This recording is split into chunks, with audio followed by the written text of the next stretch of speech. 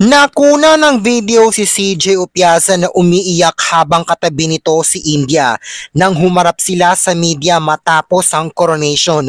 Labis daw kasi ang panghihinayang ni CJ Opiasa dahil halos makuha na raw niya ang first ever golden crown para sana sa Pilipinas, ngunit nakawala pa. Makikita sa video na pinupunasan pa ni CJ Opiasa ang kanyang mga luha dahil hindi na nito napigilang umiyak.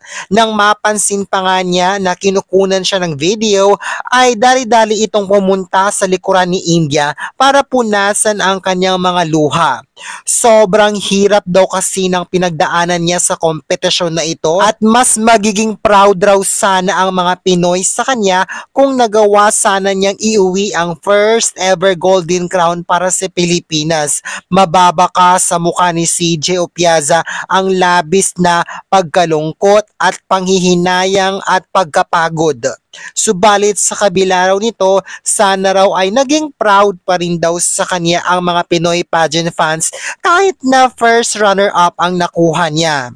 Makikita naman sa isang video na kinomfort naman ng mga ibang kandidata si CJ Opiasa habang umiiyak ito.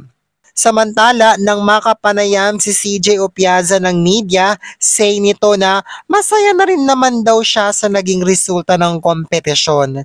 So happy! I am so happy! Ibinunyag pa ni CJ Opiasa na mananatili raw muna siya at ng iba pang mga nanalo sa Thailand ng 1.5 months dahil sasabak daw sila sa iba't ibang activities na nakaschedule na gawin sa iba't ibang countries para sa Miss Grand International Organization. We'll have a lot of activities for all the winners and we're gonna stay for more than a month to do our duties as winners.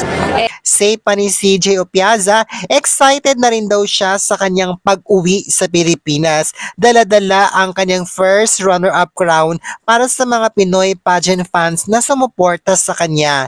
At sana raw ay naging proud naman daw ang mga ito sa kanyang napanalunan. And I can't wait to meet all the Filipinos. Alam ko, you guys are rallying behind me. This is all for all of you po. Ayan, anong say mo na first runner-up lang si CJ Opiasa at si India nga ang kinoronahang Miss Grand International 2024? Deserve ba talaga ni India yung crown? O mas deserve talaga ni CJ yun? Ano hanas mo?